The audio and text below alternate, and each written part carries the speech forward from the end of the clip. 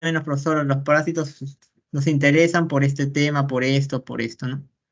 Porque pueden afectar no sé, a ver, en el chat no hay nadie, no veo nada, ¿no? Bien, Los parásitos intestinales, profesor, en animales menores. claro, en animales menores, tanto en animales menores como en animales de producción, como ¿no? Entonces, en realidad los parásitos, o sea, van a causar, o sea, nos importa a nosotros como veterinarios, por el tema de entrada, el que ha entrado en la carrera se ha interesado en algo muy importante que es el bienestar animal, ¿no? Un parásito que está en un animal de compañía, ¿no? Un perrito, un gatito, sea un parásito interno, ¿no? ¿Qué causa? Diarreas, ¿no? Causa diarreas, el animal pierde peso, está más desnutrido, no asimila bien el alimento, su pelaje está áspero, ¿no? No se ve bien, ¿no? Si imagínense un animal con garrapatas, ¿no? Un perrito con garrapatas, ¿no? Aparte que le transmite enfermedades complicadas como la Ehrlichia, ¿no? También causa un trauma, ¿no? En la piel. Y las pulgas, ¿no? Le pican al animal, se rasca, está incómodo, ¿no? Y así, ¿no? Son varios los parásitos entonces que causan daño y es importante conocerlos para poder saber el tratamiento y, ¿no? Y salvaguardar el bienestar animal. Pero también recordemos que un animal sano, una mascota sana equivale a un dueño sano, ¿no? Un dueño responsable siempre va a querer ver sano a su mascota. Siempre va a querer, y los animales sobre todo crean un vínculo con las personas, sobre todo con los niños, ¿no? Personas más jóvenes incluso. Crean un vínculo, pero aún así siempre uno tiene que ser responsable, ¿no? Tiene que llevar su programa de antiparasitarios, ¿no? En su mascota. ¿Por qué? Porque hay parásitos que pueden causar daño incluso a los humanos también, ¿no? Y hay que tener conocimiento de eso. Por ejemplo, esta niña hasta que come un helado, como el perro, ¿no? El perrito, si el perrito está sano, igual no debería, ¿no? Pero imaginemos que tienen parásitos, ¿no? Le transmite y en las personas se lleva a cabo otro tipo de patologías, ¿no? Por ejemplo, hay un parásito que se llama Toxocara canis en el perro. ¿Ya? En el perro lleva a cabo su ciclo biológico, pero en la persona no cumple su ciclo, simplemente migra por los órganos. Entonces, esto se le llama la larva migrante visceral, ¿ya? Entonces, cuando se conversa con los médicos humanos, hablamos justamente de este tema, de la larva migrante, ¿no? Y es importante siempre tener, eh, ¿cómo se llama este término? Tenencia responsable, ¿no? De las mascotas, para evitar estas cosas, ¿no? Esta es la larva migrante ocular que también es producida por el mismo parásito, ¿no? Esto es en lo que es el bienestar animal, ¿no? En lo que es la parte productiva, porque también hay animales que son de producción, ya sean camélidos, pollos, rumiantes, ¿no? Ovinos. Entonces, ¿qué sucede cuando el animal tiene parásitos? ¿Qué va a pasar? Por ejemplo, ¿no? O igual, no, digamos que tiene gusanos, ¿no? Tiene mátodos. Entonces no va a ganar peso correctamente, ¿no? Va a haber pérdida económica en esa parte.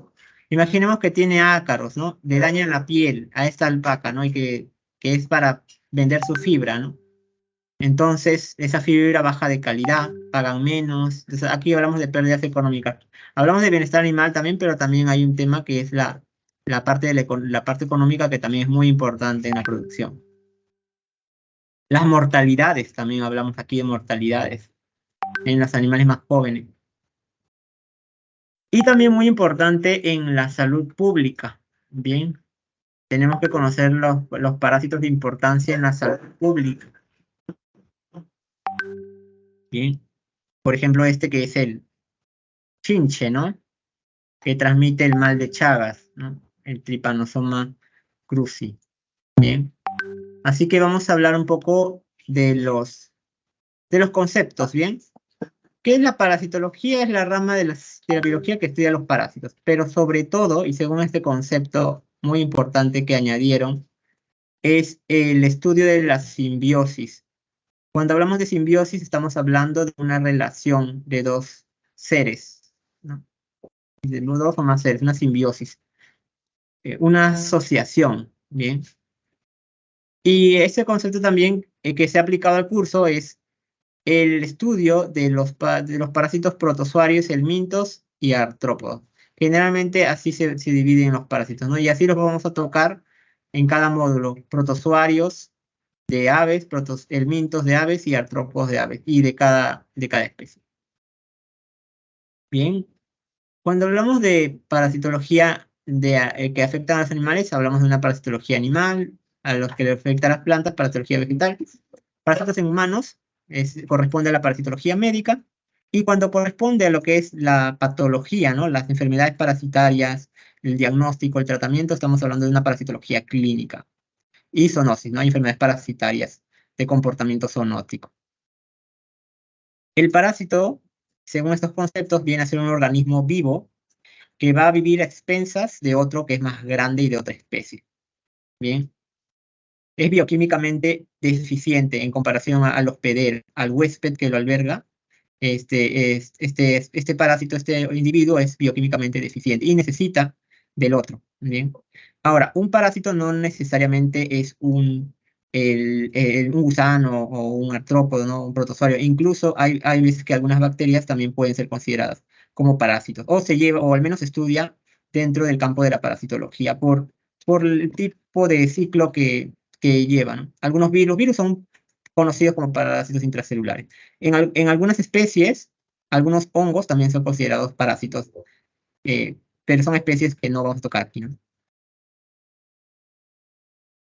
Bien. Simbiosis. Entonces aquí vamos a hablar del término de simbiosis. La simbiosis viene a ser la asociación de dos organismos, ¿no? Y hay una relación. Evidentemente que hay una relación, pero es variable. Entonces hay diferentes tipos de simbiosis. Cuando hablamos de una relación en la que ambos individuos se van a beneficiar, estamos hablando del mutualismo. Entonces, por ejemplo, aquí tenemos el Entodinium, que es un protozoario que se localiza en el rumen, ¿bien? De las vacas, los ovinos, y le ayuda a metabolizar su alimento. Entonces, este Entodinium va a recibir, ¿no? Parte del alimento que también le sirve para su metabolismo, y al mismo tiempo metaboliza el alimento, lo digiere, ¿no? El alimento de los rumiantes. Entonces, ambos, tanto protozoario como rumiante, se van a beneficiar. Cuando hablamos de un individuo que se va a beneficiar y el otro no se beneficia, pero tampoco le causa daño, o sea, solamente hay un beneficiado, estamos hablando de comensalismo. Entonces, hay un protozoario que se llama Balantidium coli, que es considerado un comensal del intestino grueso de los porcinos.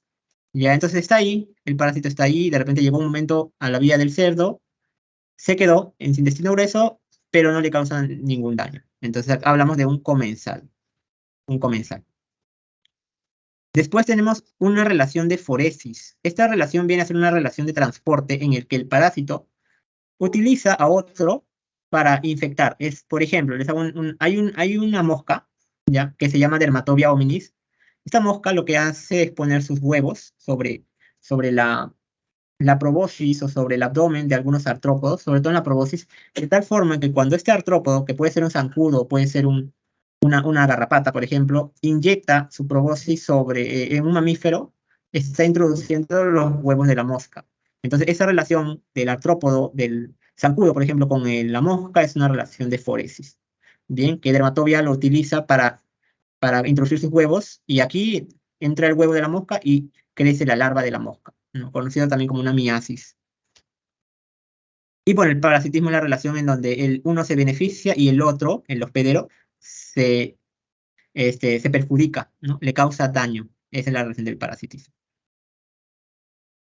Cuando hablamos justamente de esta relación, tenemos a dos involucrados, al parásito y al hospedero.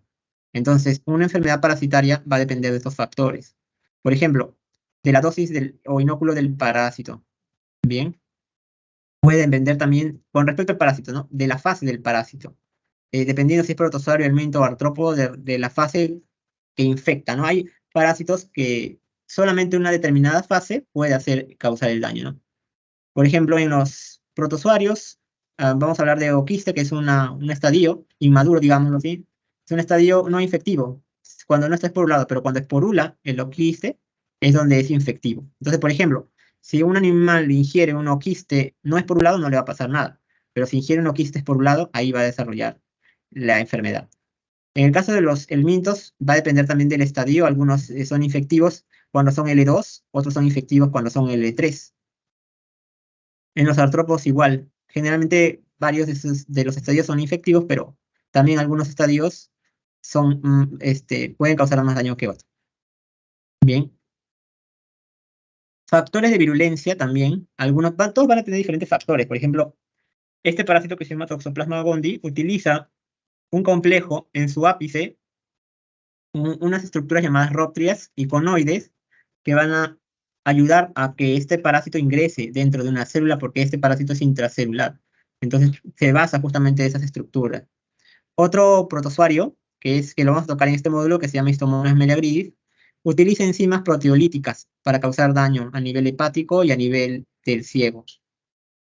En el caso del Demodex, imagino que varios conocen a Demodex, lo han visto, al menos en una clínica, de repente alguien está trabajando. Entonces, han visto la sarna, ¿cierto? La sarna en un perro, sobre todo cuando la piel se inflama y se pone rojo, ¿no? En la barbilla, ¿no? De entre los dedos, en el cuello. Y es precisamente porque Demodex se basa en mecanismos moleculares e inmunológicos, porque hay una respuesta inmune bastante pronunciada, de tipo celular. La rapidez también, hay parásitos que se reproducen rápidamente, y eso causa mucho daño. Justamente hay una que también vamos a tocar en este módulo, que son las coccidias, en el que se reproducen tan rápido y van destruyendo células, y van yendo a otras células, y dentro de las células siguen reproduciendo y siguen destruyendo células. Otro parásito que está dentro del músculo, por ejemplo, este que está acá se llama Sarcocistis lamacanis, está dentro de los músculos de los camélidos, y, por ejemplo, si alguien ingiere una carne con estos sarcocistis, no va a pasar nada en el sentido de que este parásito solamente afecta a camélidos y caninos, perros. Una persona que come la carne de alpaca, digamos, con estos quistes, no va a desarrollar el parásito. Sin embargo, el parásito secreta una toxina conocida como la sarcocistina, y esa toxina es lo que puede causar diarreas pasajeras en la persona o el individuo que lo consume. Espacio físico, por ejemplo, algunos parásitos causan daño obstruyendo, como la fasciola hepática que obstruye los conductos biliares. Entonces, cuando hay una obstrucción en los conductos biliares, que se va a desarrollar daños hepáticos, ictericia posthepática, por ejemplo. Daño mecánico, hay algunos parásitos conocidos como acantocéfalos que tienen unas espinas, digamos, a nivel de la cabeza, y eso genera un trauma, ¿no? en la mucosa intestinal. Y otros parásitos que compiten por el alimento, que siempre están ahí, pero van poco a poco consumiendo el alimento del individuo y lo empieza a haber una disminución de proteínas, sobre todo, ¿no? Que son los cestos. Con respecto a los pedros, va a variar bastante. Van a haber casos en que, por ejemplo, hay parásitos como Toxoplasma que en algunas especies no les hacen nada, y otras especies donde les ocasiona daños musculares, daños reproductivos o incluso hasta la muerte, ¿no? Hay animales que son muy, muy susceptibles a determinados parásitos, entonces también la especie va a determinar mucho. La edad, hay parásitos que más se ven en edades jóvenes y otros en edades avanzadas. El sexo también, por ejemplo, hay un protozoario flagelado que se llama Triticomona fetus, que afecta al ganado bovino. Pero, por ejemplo, si la vaca se infecta, lo elimina en un mes aproximadamente. Claro, desarrolla una enfermedad, desarrolla problemas, pero luego lo elimina en un mes. Pero luego, pero en el caso del macho, el macho sí mantiene la enfermedad toda su vida, no llega a salir el pasto. Entonces también el sexo puede influir en caso de una enfermedad parasitaria. Y también el sistema inmunológico va a jugar un papel muy importante. Bien. Bien, entonces, cuando vamos a hablar de enfermedades parasitarias, tenemos que tener la terminología correcta. Por ejemplo, si el animal presenta signos clínicos, diarrea, decaimiento, ¿no? Plumas erizadas, por ejemplo. Entonces estamos hablando de una enfermedad que termina en osis. Entonces, si es giardia, el parásito, una giardiosis, ¿no? Si vemos signos neurológicos en un perrito y se le diagnostica Toxoplasma gondii, toxoplasmosis. toxocariosis, ¿no? Cisticercosis, ¿han escuchado el cisticercos?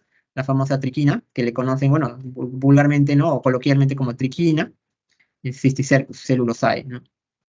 Eimeriosis. Cuando vemos que el animal no presenta ningún signo, pero sin embargo sí presenta los parásitos, estamos hablando de una enfermedad que termina en asis. Entonces, por ejemplo, de repente voy a consulta, mi animalito le hago su análisis de rutina y encontramos que tiene giardia, el animalito tiene giardiasis, pero no presenta ningún signo. Entonces son pastosas, formadas, perdón, y todo ok, pero presentan. Histomoniasis, toxocariasis, helmintiasis, que generalmente no se ve, uno no sabe, uno no ve al animal y le dice, ah, tiene el mintos, un poco difícil, ¿no? O sea, verlo con signos clínicos y decir, tiene el mintos, ¿no? Es un poco complicado en esa parte. Por eso hablamos de helmintiasis, eimeriasis también, eimeriasis. Ahora, aquí, cuando hablamos, ahora vamos a clasificar a los parásitos según su localización, su reproducción, el número de huéspedes, tiempo del huésped y comportamiento. Entonces, por ejemplo, algo sencillo, ¿no? Un parásito que está dentro del cuerpo es un endoparásito, ¿no? Estos endoparásitos ocasionan infección, ¿no? Ejemplo, los nematodos, que están en el intestino delgado o intestino grueso, son endoparásitos. Y hablamos de una infección. Pero cuando hablamos de ectoparásitos que están fuera del cuerpo, o sea, están sobre la piel, hablamos de piojos, pulgas, garrapatas, ácaros, estamos hablando de una infestación. ¿Bien? Según la reproducción, o dónde lleva a cabo su reproducción, tenemos los parásitos intracelulares. Sí o sí tienen que entrar en una célula para poder empezar a reproducirse. Y ese es el ejemplo de las coccidias que prácticamente en todo el curso lo vamos a llevar, siempre lo vamos a ver. Y los parásitos extracelulares que no ingresan a una célula como las amebas. Bien, según el número de huéspedes, bien, según el número de huéspedes tenemos, acá creo que me he equivocado ya. Acá es, el monoxeno es un parásito de un solo huésped. Heteroxeno, parásito de dos o más huéspedes. ¿Ok? Los nemátodos por lo general son de un solo huésped. Y los tremátodos son de más de un huésped. Y lo vamos a tocar. Tiempo en el que se queda en el hospedero, ¿no? Si se queda un periodo de su ciclo, se le conoce como un parásito temporal. Está un tiempo. Por ejemplo, las pulgas solamente suben para comer. Es un parásito temporal. Pero los que sí mantienen su ciclo sobre el hospedero, todo su ciclo, y son parásitos permanentes como los ácaros que desarrollan la sarna. ¿Bien? Y según el comportamiento también. Un parásito obligatorio es aquel parásito que no puede vivir sin su hospedero. Bien, un parásito facultativo es un parásito en el que una parte puede vivir en el hospedero y otra parte puede desarrollarla, una parte de su ciclo sobre el hospedero y otra parte de su ciclo en el ambiente. No lo necesita. O sea, para vivir tampoco es que lo necesite, ¿no? Un parásito errático es un parásito que no está en el lugar que le corresponde. O sea, digamos, ¿no? Fasciola hepática, ¿no? Es un tremátodo que está en los conductos biliares. De repente fasciola migra por los órganos y se va a la vejiga, vamos a suponer. O en la grasa perirenal. Lo encontramos en la grasa perirenal. Entonces, cuando vemos eso, decimos que fasciola es un parásito errático porque está en un lugar que no le corresponde. ¿Bien? No es su lugar. Está errático, se perdió. Un parásito accidental es un parásito que está en un hospedero que tampoco le corresponde. El errático es del lugar y el accidental es del hospedero. Entonces, por ejemplo, hay unos protozoarios que dentro de su ciclo pueden afectar a los gatos, a las zarigüeyas. Es un ciclo un poco del campo, ¿no? Más silvestre. Pero de repente un caballo pasó por ahí y el parásito ingresó al caballo. Este parásito sería accidental porque el caballo no tiene nada que ver con este parásito, pero el caballo lo ingirió y desarrolló una enfermedad, ¿no? Es un poco este parásito sería un parásito accidental. Un parásito espurio es un parásito que simplemente llegó, entró por la boca y salió por atrás, ¿no? O sea, no hace nada. Simplemente, digamos que Eimeria, por ejemplo, los humanos no nos infectamos con Eimeria, pero de repente alguno trabaja en una granja avícola y de repente los pollos estuvieron en Eimeria y uno de repente se llevó oquistes a la boca, pero los oquistes pasaron y se fueron. No hicieron ningún ciclo, nada. Los pseudoparásitos son elementos, no son parásitos, no son seres vivos. por lo general son elementos no parasitarios, que se pueden confundir con parásitos y que se ven en el microscopio, ¿no? Y los hiperparásitos son parásitos de otros parásitos. Eso ya es un poco un tema más amplio ya. No lo vamos a tocar aquí tanto. Bien, eso es con respecto a los tipos de parásitos. Ahora hablamos de tipos de hospederos. Y acá sí vamos a hablar bastante de hospedero definitivo, hospedero intermediario. El hospedero definitivo, o sea, siempre hay que tener en cuenta que el parásito va a cumplir un ciclo dentro de un individuo. Pero hay parásitos que se reproducen, o sea, de forma, o sea, tienen una parte de su ciclo es, digamos, una fase sexual y otra fase sexual, supongamos, ¿no? Cuando el parásito, perdón, cuando el parásito alcanza la madurez sexual dentro de un hospedero, a este hospedero se le conoce como hospedero definitivo. Es el hospedero en el cual el parásito llegó a alcanzar la madurez sexual. Pero si el parásito solamente desarrolla formas inmaduras en un hospedero, a este hospedero se le llama hospedero intermediario. Solamente este hospedero tiene formas inmaduras, nada más. Ah, espera un momento. Vamos a ver, vamos a ver. Alguien está preguntando, voy a ver. Lo malo de esto es que no me acostumbro. Ahora, ¿qué hago? ¿Cómo puedo saber si me están escribiendo? Voy a tener la presentación. No me están escribiendo. Ah, ok, ok. Ok, voy a seguir. Vamos acá. Listo. Entonces, no se olviden, un hospedero definitivo es aquel hospedero en el que el parásito llega a alcanzar su madurez sexual, y un hospedero intermediario es aquel hospedero en el que el parásito solamente alcanza formas inmaduras. Bien. Un parásito completo, perdón, un hospedero completo es aquel hospedero en el que puede actuar como hospedero definitivo y hospedero intermediario. Por ejemplo, el hombre desarrolla una forma adulta de un cesto que se llama Taenia solium. Entonces, como desarrolla la forma adulta, que es la forma madura, es un hospedero definitivo de la Taenia solium. Pero también puede desarrollar la forma larvaria, que es el Cysticercus cellulosae. Bien, entonces también puede ser hospedero intermediario. Entonces sería un hospedero completo también, por esa parte. Hospedero accidental es un hospedero que, pobrecito, llegó y accidentalmente se topó con un parásito. Entonces, por ejemplo, aquí vemos este ciclo de este parásito que se llama Sarcosis neuronal, en el que, miren, su ciclo solamente involucra la zarigüeya como hospedero definitivo y los gatos, bueno, los felinos y algunos de estos animalitos, armadillo, bien mapache, como hospederos intermediarios. Y a la zarigüeya se come en su musculatura el quiste, que es una forma inmadura en realidad, y la zarigüeya desarrolla la forma madura, ¿no? Entonces, pero, ¿y el caballo? El caballo pasó y se ingirió quistes, se va a enfermar y pobrecito sería un hospedero accidental. Y hay una enfermedad que daña el sistema neurológico, el sistema nervioso de los caballos. Muy bien por este parásito. Bien. El hospedero paraténico sirve como un hospedero de transporte, principalmente. Alberga el parásito, pero no se desarrolla. Solamente el parásito se queda ahí y se queda estático, digamos. Y lo puede transportar. El reservorio, bueno, el reservorio es un hospedero, digamos, que mantiene el parásito en su forma infectante. Y el vector, generalmente generalmente son los artrópodos, le dicen vector, bien, que pueden transportar ya sea de forma mecánica o biológicamente al parásito. Se pueden estar dentro del ciclo biológico como simplemente lo pueden transportar, ¿no? Ahora sí, vamos a hablar de ciclo biológico, ¿ya? Hablamos de dos tipos de ciclo. Ciclo directo, en el que solamente interviene un hospedero. Por ejemplo, este ciclo de este nemato que se llama Moncus contortus, que lo vamos a tocar en el tercer módulo. Este ovino defeca y en las heces botas los huevos del parásito. En el huevo sale la larva, y la larva pasa por estadios evolutivos, se vuelve infectiva y luego parasita otro animal, ¿no? Otro ovino. Entonces es un ciclo directo, solamente es un hospedero. Pero cuando trabajamos con más de un hospedero, ya es un ciclo indirecto. Entonces aquí tenemos al gatito que elimina sus heces, los huevos de este parásito Spirometra manzanoides, y este huevito es ingerido por un copépodo, por este hospedero, es otro hospedero. Y este hospedero, este copépodo es ingerido por una ratita, y es otro hospedero, o también por una rana, puede ser ingerido, mira, al copépodo se lo come la rana, ¿no? Y al final, ¿quién se come a la rana y quién se come a la rata? El gato se lo come. Entonces acá estamos hablando de varios hospederos, ciclo indirecto, ¿ya? Entonces, por ejemplo, aquí el gato desarrolla la forma madura, la forma adulta. O sea, este es el hospedero definitivo. Y el copépodo, la rana y la rata vienen a ser hospederos intermediarios porque solo desarrollan formas inmaduras, larvas, quistes, ¿no? Formas inmaduras. Entonces, aquí hay también algo muy importante. ¿Qué sucede cuando ingresa el parásito al cuerpo del hospedero? Evidentemente, primero van a desarrollarse formas juveniles.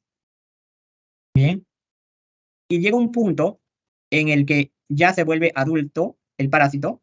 Aquí se vuelve adulto.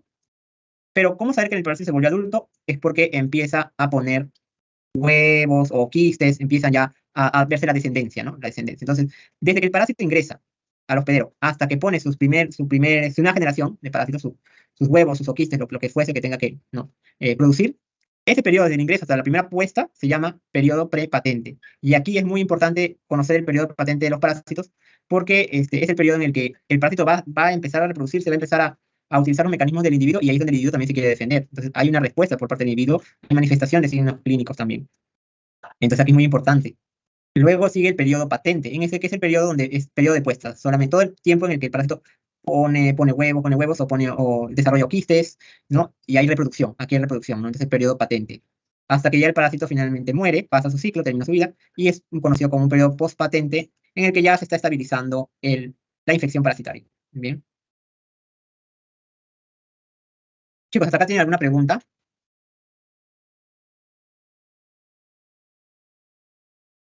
No, Ok, profesor. ok. Esperen un momento. Bien, ya.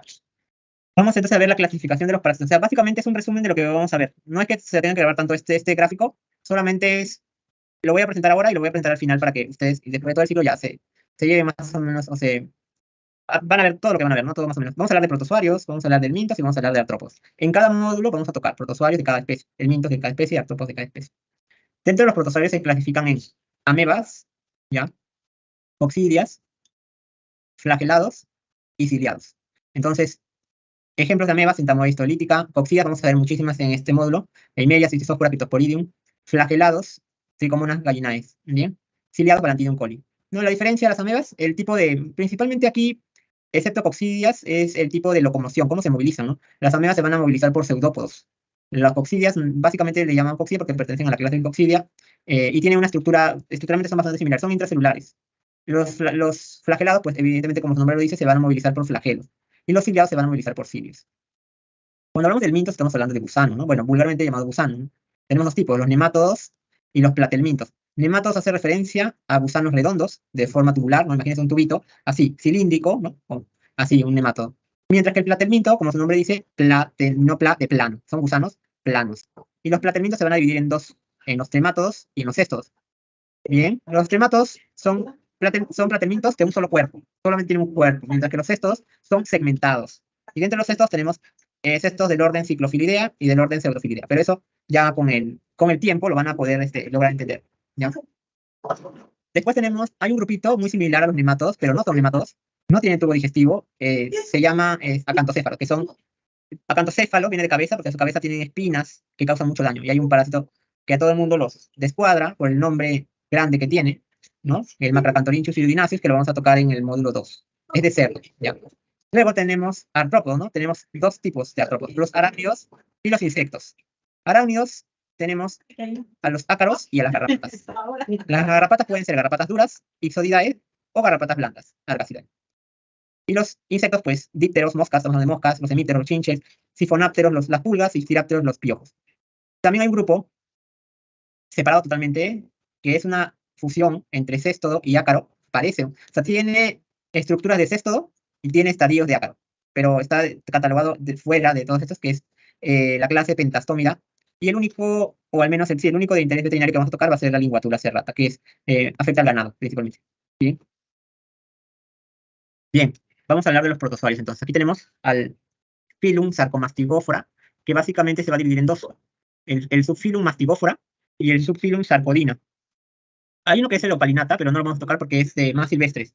Y lo del interés veterinario, vamos a hablar de los Mastigófora, que son los flagelados, bien, y las sarcodinas, que son las amebas. Estos flagelados pues se van a mover por flagelos, como el trypanosoma o la tricomonas, y las amebas, las sarcodinas son Entamoeba histolítica, Histomonas meleagridis, bien. Ahora, en práctica vamos a ver la división de los mastigóforas, porque también se divide en tres órdenes. Y es muy interesante porque vamos a tocar todos sus partes, los vamos a tocar. Ya. Del Phylum Sporozoa, o también de la clase Coccidia, ¿no? Tenemos a este de aquí, que son Eimeria, ¿no? Por ejemplo, es una Eimeria. Son parásitos intracelulares, ¿bien? Intracelulares, porque dentro de este ciclo, este parásito ingresa dentro de una célula y empieza a reproducirse de forma asexual y luego de forma sexual. Y bueno, y luego crea nuevos individuos.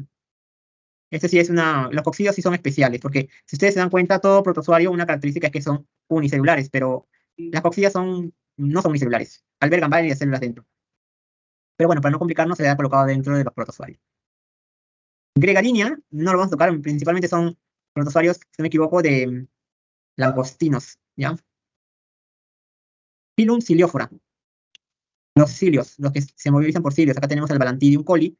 Bien, y acá hay uno que es de, en principio lo van a ver más en la Amazonía, que es el Ichthyostirium multifilis, que es también un ciliado y causa una enfermedad, por ejemplo, en el paiche, en los peces amazónicos, que se llama la enfermedad de los puntos blancos. Bien. Bueno, y estos protozoarios que también son de más que nada de interés acuícola, viene a ser Phylum Microspora. Mixozoa son bien complicados de ver también, son muy pequeñitos. Phylum Mixozoa, pero es solamente mencionarles nada más. Bien, el Mintos. Los helmintos son los gusanos redondos, presentan, presentan musculatura, presentan fibras nerviosas, ¿no? Y nos vamos a basar en base al extremo anterior. Algunos presentan cápsula, otros no presentan cápsula, otros presentan labios. Y en el extremo posterior, sobre todo en los machos, esas estructuras quitinosas que son espículas, bien, que nos van a ayudar para el diagnóstico. Platelmintos, tenemos los trematodos, fasciola hepática, que es para este tremato tiene varios estadios inmaduros, miren, desde huevo, miracidio, redia, cercaria y metacercaria. Y dentro de su ciclo involucra a los rumiantes, puede ser también afectar al humano, a los cuyes, y involucra un mamífero y un caracol. Bien, entonces dentro de su ciclo. Luego tenemos la clase céstoda, ¿no? El platelminto, que son segmentados, porque presentan estas estructuras en su cuerpo que se llaman proglótidos. Bien, y también presentan formas larvarias, que vamos a ver aquí.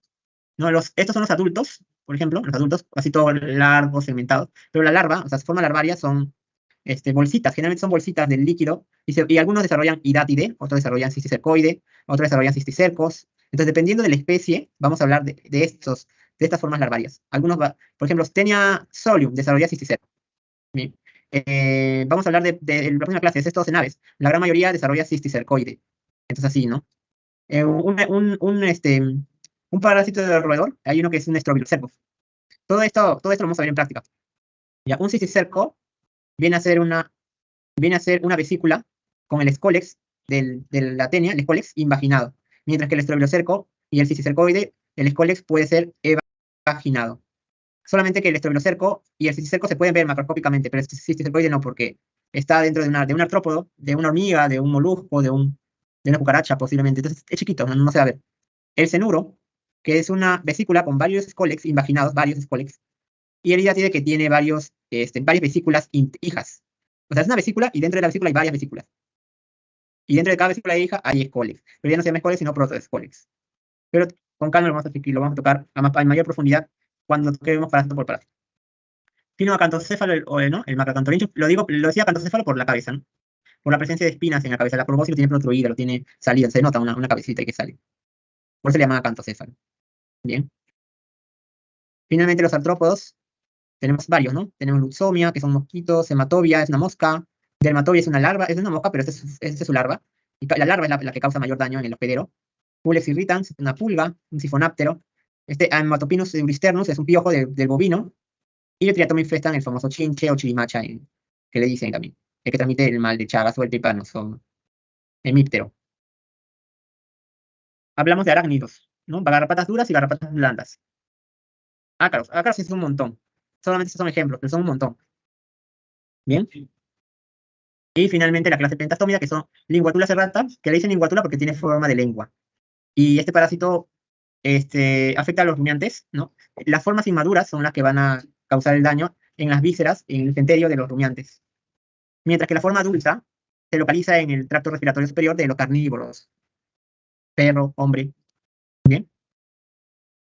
Muy bien. Hasta aquí es la primera parte.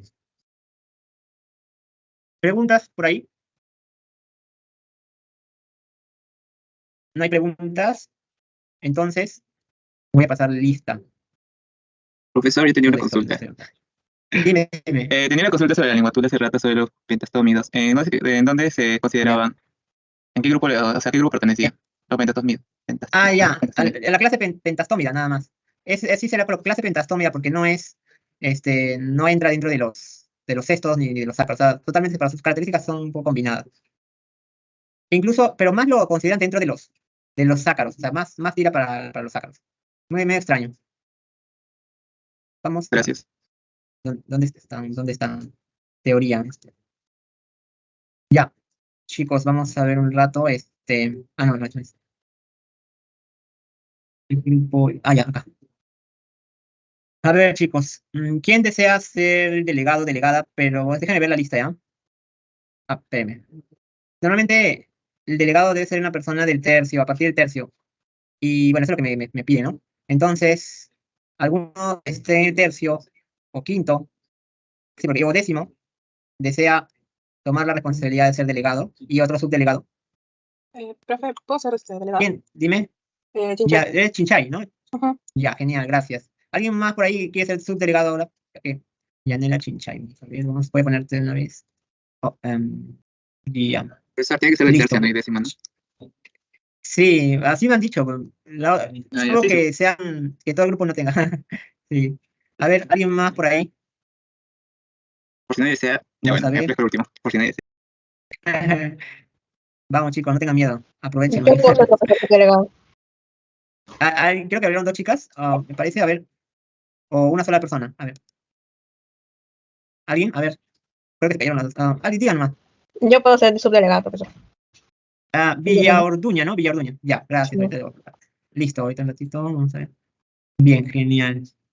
Entonces, igual nos vamos comunicando. Voy a pasar lista ahora sí. Alvarado. Alvarado. Presente, profesor, buenas tardes. Bien. Listo. Amado. A ver, pero voy a proyectar ya. Ventana, pantalla. Acá está. A ver, Amado está. No está. Anglas. O no escucho o no hay. Ya. Aparcana. Presente, profesor. Ya, genial. Aparcana. Arroyo. Presente. Ya. Benítez. Presente, profesor. Ya. Chaparro. Chaparro está. Presente, Chaparro. Ya. Chinchay. Bueno, sí está Chinchay. Coveñas. Presente. Coveñas. Bien, listo. Cruz. Bien. Fernández. Fernández. Ay, no hay Fernández. Fierro. Presente, profesor. González. Gracias, González. Presente, profesor. Ya. Guerrero. Presente, profesor. Ya. Matos. Lico. Presente, profesor. Buenas tardes. Ya. Hola, hola. Matos. Arapa. Presente. Ya. Monja. Presente. Moreno. Bien. Moreno. Bien. Montoya. Presente, profesor. Mi compañera Brenda Anglas también Bien. está presente, solo que no puede prender su micrófono. ¿Quién? ¿Quién Anglas. dices? Brenda Anglas. Ok. Ya. Orihuela. Profesor. Presente, profesor. Amado también Orihuela. presente, Listo. profesor. El micrófono Amado. está desconectado. Ya, listo. Pajuelo. Samuel. Pajuelo está. Listo. Bien. Perales. Presente, profesor. Bien. Porras. Presente, profesor. Bien. Rojas. Presente, Rojas. Rojas, listo. Roldán. Roldán está. Salinas. Presente. Bien. Sosa. Presente, profesor. Mi compañera Moreno puso Zuni. presente en el chat, profe. ¿En el chat? Ok. Sí. Ya, ahorita veo Ok, Moreno, Roldán. Sí, tienes razón. Ya, listo. Listo. Zuni. Presente, profesor. Buenas tardes. Hola. Trujillo. Presente. Bien. Valdivia. Presente, profesor. Ya. Villaorduña está. Sí, también está bien. Yoshidaira. Presente, profesor. Subieta. Presente, profesor. Buenas tardes. Ya, vamos a volver a llamar si está por ahí. Fernández. Graciela. Y Roldán Angie. Ok, no hay. Ya, listo. Muy bien, El chicos. profesor Vamos Roldán a- Angie está por el ¿Sí? chat. Ya, no le vi. Ya, ok. Ya, perdón, sí, tienes razón. Y ahora sí. Profe, una pregunta. No, sí me ve. Esa PPT que ha compartido aún no la sube al portal, ¿no? No, hoy lo voy a subir y la siguiente semana lo voy a subir antes porque el formato que está, normalmente lo manejamos de forma general, no para todas las sedes. Pero hay siempre hay información que quiero añadir y prefiero, ¿cómo se dice? Prefiero poner mi material, ¿no? Mi propio material para que lo vayan. Ya. A ver, vamos a dar un receso rápido porque vamos a entrar a la segunda parte. ¿Cuánto? 5 minutos, 10 minutos. 10 minutos ya, hasta las 2:33, para que se vayan a lavar la cara un poco de vez y agarren fuerza para la siguiente parte, ¿ya? Así que nos vemos en 10 minutos, 2:33, vuelvo a presentar, ¿ya, chicos?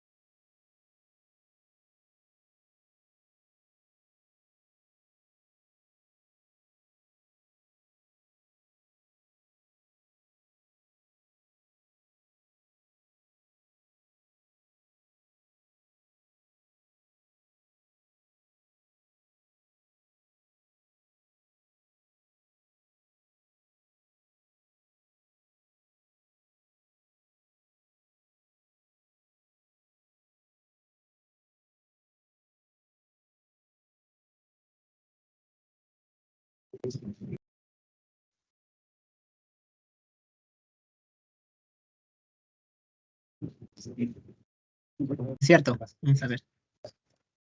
Sí, creo que sí. Ya. Sí, profesor. Ya, muchas gracias. Entonces, ahora sí vamos a entrar a los protozoarios en aves, roedores y lagomorfos. Bien. Entonces vamos a hablar, en teoría vamos a hablar lo que corresponde a la enfermedad parasitaria, a los métodos de diagnóstico, al tratamiento, a la prevención y control. Y bueno, como en reflexión, pues hay parásitos más que nada en esta parte de estas especies, son especies principalmente de producción, ¿no? Sobre todo las aves. Entonces acá también prima bastante el tema económico, ¿bien? Pero También la ganancia de peso, los índices productivos, todo aquí se ve afectado. En el caso de los conejos son bastante sensibles, ¿no? El tema de algunos parásitos, protozoarios sobre todo, causan mucho daño en los conejos, tanto intestinal como en el hígado también. Bueno, esto es de forma introductoria. Siempre en cada sesión coloco los parásitos involucrados o los que se pueden tocar. De repente no tocamos todos, pero al menos sí es importante considerar, por ejemplo, qué parásitos vamos a encontrar en aves o qué protozoarios vamos a encontrar en aves. Por ejemplo, Emeria, tenemos varias especies de Emeria, bien que vamos a ir hablando una por una. Hay otro que no lo vamos a tocar, que es pesado tocarlo, pero lo tocaré en el segundo módulo, en porcinos, que es el Cryptosporidium. Bien, en aves son diferentes, causan daños respiratorios, también intestinales. Hemaporteus columbae también es un parásito de palomas, principalmente. Y, por ejemplo, son Delphirium apicomplexa. Delphirium sarcomastigófora tenemos Histomonas meleagridis y Trichomonas gallinae. Ese lo vamos a tocar. Bien. En el caso de los roedores y los lagomorfos, por ejemplo, en los roedores, ya sea rata, sea cuy, Toxoplasma gondii, que va a ser tocado más en el tercer módulo, Sarcocystis también, en su musculatura, y Eimeria styrae, que afecta a los conejos, en el hígado, principalmente en los conductos biliares. Por otra parte, el filum sarcomastigófora tenemos el Trypanosoma cruzi, que la rata, por ejemplo, es un reservorio. Ya se han hecho estudios en roedores y se han encontrado en su sangre trypanosomas, diferentes especies de trypanosoma. Y esos roedores andan por ahí, ¿no? Por los mercados, por los varios centros donde las personas transitamos, ¿no? Así que es importante conocer también el rol que cumple los roedores dentro de la parasitología, ¿no? Bien. Entonces vamos a empezar con la coccidiosis aviar. Cuando hablamos de coccidiosis, estamos hablando de una clase de parásitos, una clase de protozoarios, que son conocidos como coccidias, ¿ya? Las coccidias normalmente, estructuralmente, presentan esta morfología. Presentan una pared. Esta de aquí se llama ooquiste. Todo el complejo se llama ooquiste. El quiste puede estar, no esporulado, y posteriormente con el tiempo, la humedad, una temperatura ambiental, esporula. En unos pocos días, esporula. Cuando esporula ya desarrolla unas estructuras llamadas esporoquistes. Este de aquí. Este de aquí es el ooquiste y dentro tiene 4 esporoquistes.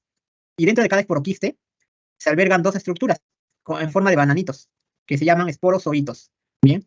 Entonces, todas las estructuras, cuando uno vea, nos hace pensar en una coccidia. Entonces, hay muchas coccidias. Desde Eimeria, por ejemplo, hay Cystosóspora, Toxoplasma, Neospora, Sarcocistis. Son varias coccidias. Siguen este patrón, pero, por ejemplo, unos tienen 2 esporoquistes, otros tienen 4. Bien. Otros no tienen. Entonces, pero se va viendo, porque al final el patrón en común es la presencia de esporozoitos, que van a ser células, y estas son las células, esporozoitos. Esto es lo que va a infectar a una célula de un mamífero, de un ave. Entonces, vamos a hablar de uno, de entrada, que es la Eimeria, en las aves. Cuando hablamos de coccidiosis aviar, rápidamente, lo primero que uno piensa es en Eimeria. Bien, las Eimerias son protozoarios hospedero específico. Eso quiere decir que solamente afectan a una especie en específico, pollos, pavos, patos. Eimeria de mamífero son de mamífero. Pero en caso de la Eimeria de las aves, también tiene una localización específica, porque hay Eimerias que se van a localizar en el duodeno, y hay Eimerias que se van a localizar en los ciegos, o hay Eimerias que se van a localizar en el yeyuno. Entonces, no es que se localice en el intestino delgado, no, sino en una porción del intestino. Y eso lo vamos a ver ahorita. El ciclo de vida es directo, bien, y hay especies altamente patógenas como la Eimeria tenella, que es la más patógena, la que se localiza en los ciegos. Esta aquí, Eimeria necatrix, también patógena, y Brunetti. Patógenas porque afectan incluso los vasos sanguíneos causando hemorragias, mientras que las menos patógenas o medianamente patógenas son Eimeria cerbulina y Eimeria maxima. El periodo prepatente, que ya he hablado del concepto del periodo prepatente, que es el periodo en el que ingresa el parásito, desde que ingresa hasta que pone su descendencia, por así decirlo, ¿no? Desde que ingresa un ooquiste hasta que salen nuevos ooquistes. Bien, entonces, periodo prepatente es 1 a 3 semanas. Por lo general es una semana, ¿ya? Por lo general es una semana. Y en ese periodo prepatente no se olviden que hay acción del parásito, su reproducción está ahí preparándose para reproducirse, pero ya causó daño, ¿no? Ese periodo prepatente. Afecta a pollos de 3 a 6 semanas, ¿no? Y los pavos, por ejemplo, también tienen Eimeria. La mayoría de estas Eimerias se localizan en el íleon y en los ciegos, y causan hemorragias petequiales, y son Eimeria adenoides, Eimeria meleagridis y Eimeria gallopavonis. Aquí tenemos las Eimerias de los pollos y las gallinas. Bien. Eimeria cerbulina, esta Eimeria se localiza, miren, en una porción del intestino, no en todo. Se localiza en el intestino anterior, o conocido como duodeno. Eimeria máxima, que lo resalto más estas Eimerias, Eimeria máxima se localiza en el medio. Entonces, acuérdense, máxima, que empieza con M de medio, ¿no? En el intestino medio, o sea, yeyuno. Eimeria necatrix se localiza en el intestino medio y parte del intestino posterior. Y Eimeria tenera se localiza en los ciegos. Bien. Esto que ven aquí se llama localización horizontal. ¿A qué me refiero con localización horizontal? que solamente una porción horizontal nada más que se vea a simple vista macroscópicamente, pero ustedes no saben si esta Eimeria ¿dónde va a reproducirse? Ya en el duodeno, pero ¿en qué capa? La mucosa, submucosa, la muscular, la serosa, ¿en qué parte? Entonces para eso hay una localización vertical. Es esta. Entonces sabemos que la Eimeria, la cerebulina está en el duodeno, pero solamente lleva su ciclo en el epitelio, nada más. Y en las criptas de Liebig, a veces, no siempre. Eimeria máxima en el epitelio, Eimeria necatrix, miren aquí, en el epitelio, la lámina propia, la clínica propia y la muscular. Entonces aquí esto puede comprometer vasos sanguíneos y Eimeria necatrix puede ocasionar diarreas con sangre o una enteritis hemorrágica. En el caso de Eimeria tener es igual, ¿no? Por eso que son patógenas, causan hemorragias. Igual, miren, todo entonces va a llevar todo su ciclo. O sea, en estos lugares es donde la Eimeria va a llevar su ciclo biológico, va a empezar a reproducirse y va a empezar a destruir. En el caso de los pavos, ¿ya? Tenemos a las más patógenas que son Eimeria adenoides, Eimeria gallopavonis y Eimeria megaviris, que miren acá, se localizan precisamente en la parte distal del intestino delgado y en los ciegos, ocasionando hemorragias y hemorragias petequiales también. Aquí ya entramos a algo que se van a tener que acostumbrar y es muy interesante. Y en base a esto es donde ustedes pueden aplicar o pueden deducir sus medidas de prevención, ¿ya? En base al ciclo biológico. Todos parásitos tienen su ciclo biológico. Entonces, por ejemplo, vamos a empezar con un animal enfermo, ¿ya? Un pollo enfermo elimina los oquistes de la Eimeria en el ambiente, en sus heces, ¿no? Diarreicas. Bien. Ahora, este es el oquiste de Eimeria sin esporular. Y en el ambiente, en la cama de las aves, esporula. En unos 2 a 3 días esporula. Bien. Este proceso de esporulación se conoce como esporogonia. Bien. Se desarrolla fuera del hospedero, en el ambiente. Luego viene un pollito y se come este oquiste esporulado, que es infectante. Se lo ingiere. Bien. Entonces ya el oquiste va por todo su tubo digestivo, ¿no? Se va por el proventrículo, la molleja, llega al intestino. Y como en el proventrículo hay ácidos, jugos ácidos, y también en el intestino hay secreciones biliares, entonces se rompe la pared del oquiste. ¿Y qué sale? El esporoquiste. Luego se rompe la pared del esporoquiste, ¿y qué sale? El esporozoito. Sale el esporozoito y es el que va a invadir a la célula. Entonces el esporozoito ingresa hasta la célula, se metió el esporozoito. ¿Qué sucede después? Ese esporozoito empieza a dividirse de forma sexual. Se divide. Imagínate, empezó uno y ahora son como 1000, como 500, ¿no? Entonces, estos esporozoitos se dividen hasta hasta destruir la célula, ¿bien? Estos nuevos parásitos, nuevos esporozoitos que salen ya no se llaman esporozoitos, ahora se van a llamar merozoitos, pero le llaman merozoitos de primera generación, por eso le dicen merozoito 1. Ya, este merozoito ya destruyó el enterocito, no, destruyó la célula intestinal. ¿Y qué es lo que sigue? Acá, sí. El merozoito de primera generación va a invadir otra célula y nuevamente va a empezar a dividirse hasta que vuelve nuevamente, se revienta la célula y salen nuevos merozoitos, pero estos ahora se llaman merozoitos de segunda generación. Destruyeron la célula. Pasado hasta la segunda generación, todo este proceso de reproducción asexual, porque es asexual, se llama esquizogonia, o también llamada merogonia, por merozoito, merogonia o esquizogonia. Entonces ya salen los merozoitos de segunda generación y empieza la diferenciación sexual. Un grupo de merozoitos se va a convertir, o se va a convertir en un microgameto, y otro grupo se va a convertir en un macrogameto. Entonces al final, y todo ocurre dentro de una célula, perdón, y al final los microgametos rompen la célula para ir hacia el macrogameto y fecundarlo. Entonces el microgameto fecunda al macrogameto y se forma el huevo. Le dicen huevo, no, cigoto, perdón, el cigoto. Se forma el cigoto, o también conocido como oquiste. Finalmente este oquiste para salir destruye el enterocito de la célula intestinal y sale al ambiente no esporulado. Por eso que sale aquí, sale al ambiente no esporulado en la diarrea. Bien. Y nuevamente se derma. Todo esto ocurre en un periodo de 1 semana a 21 días, ¿no? 1 a 3 semanas. Por eso es importante colocar aquí el periodo prepatente, ¿ya? Entonces en 1 semana ocurre todo este proceso. ¿Tiene alguna pregunta? A ver, por ahí voy a ver si hay no hay preguntas. Entonces está todo ok. Nadie voló. Creo que le expliqué mejor, ¿no? Que el ciclo pasado. El ciclo pasado volaron todos. Ya. Ok. Bien. Entonces acá tenemos el ciclo biológico. Entonces, miren al pollo. Este pollo que ha ingerido una apoxidia, una Eimeria, pobrecito, ¿no? Esta cara es de dolor. Esta cara es que le arde el estómago, le arde el intestino. Al pobrecito, está con las diarreas, miren sus plumas. Entonces, no, ya. Pero, ¿qué pasa dentro del pollo? Perdón. Uy, chicos, creo que ya estamos sobre la hora. Voy a terminar con la patogenia. ¿Qué es lo que sucede dentro del pollo? Una cosa, chicos, y les pido por favor, una cosa es el ciclo biológico y otra cosa es la patogenia o la fisiopatología. No vayan a confundir, por favor, porque una cosa es que el parásito desarrolle su vida y otra cosa es que el parásito cause el daño. Entonces, si el parásito ha destruido células intestinales durante la esquizogonia y la gametogonia, si hay destrucción celular, ¿qué va a ocurrir? Una enteritis traumática. O de repente, si está en el ciego, una tifilitis. Luego, hay una alteración luminal, hay pérdida de electrolitos, va a haber dolor por la enteritis traumática por destrucción de la célula, va a haber dolor porque se activan los nervios sensitivos. Como hay alteración digestiva absortiva, espérame, también va a haber hemorragias. Alteración de la digestión y la absorción, hemorragias. Si hay dolor, hay decaimiento general, inapetencia, y si hay alteración digestiva y absortiva, diarrea. Dime, ¿alguien? ¿Por qué creen que hay diarrea cuando hay una alteración digestiva? ¿No habría también ¿Alguien sido quiere la profesor? ¿Cómo? No escuché. A ver, cuando hay alteración digestiva hay mayor... Sí, dime. Cuando hay alteración digestiva y absortiva hay mayor resolución y hay mayor salida de líquidos al espacio. Entonces hay diarrea, por eso aumentan las diarreas. Y por eso hay deshidratación, la pérdida de líquidos. Cuando hay hemorragia, anemia, y si hay alteración luminal más alteración digestiva más anemia, pérdida de electrolitos. Y la diarrea con pérdida de electrolitos, pérdida de peso, la inapetencia más la deshidratación más pérdida de peso, al final llegan a la muerte. Pero hay algo más. El dolor, ¿por qué también se involucra en la diarrea?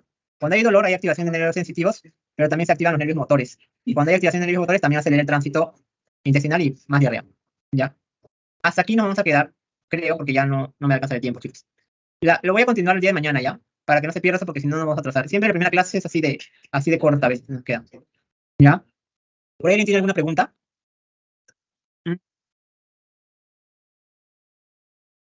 Ok. Nadie tiene preguntas, ¿no? Bueno, chicos, entonces mañana en la hora de práctica voy a continuar con esto, terminarlo, y luego ya pasamos a lo que es la práctica, porque también nos va a sobrar un poco de tiempo de repente. Pero de una vez, ¿ya? Listo, chicos, entonces ya nos vemos el día de mañana. ¿A qué hora? Un grupo a las 9 y el otro grupo a la 1. Cuídense. Profesor, ¿mañana debemos llevar algo en la práctica Dime. o nada? ¿Mañana debemos llevar algo en la ¿Cómo? práctica? ¿Mañana debemos llevar algo en la práctica? No, solamente su mandil, su guante, su copia y algo general. Pero nada, de ahí yo para la semana 2 sí les voy a indicar qué muestras tienen que traer. La semana 2 sí vamos a trabajar en laboratorio bastante. Pero el día de mañana vamos a ver más que nada cómo se va a manejar el curso, todos los trabajos, todo, ¿ya? Bien, chicos. Nos vemos, cuídense. Hasta mañana. Gracias, profe, cuídese. Chao.